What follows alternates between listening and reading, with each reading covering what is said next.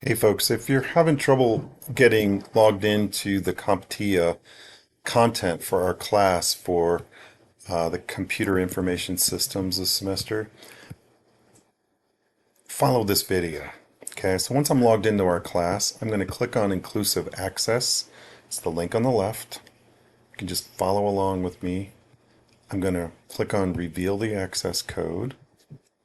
I'm going to copy it. I've copied the code. I'm going to go back to the class. You can click this link in our class.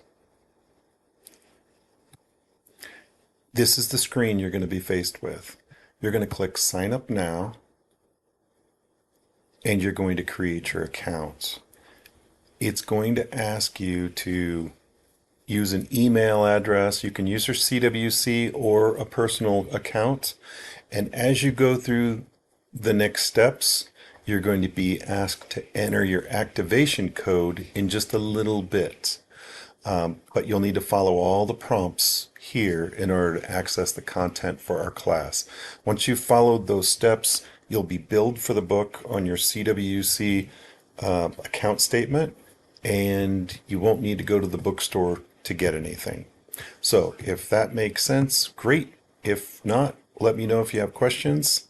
Hopefully that was helpful.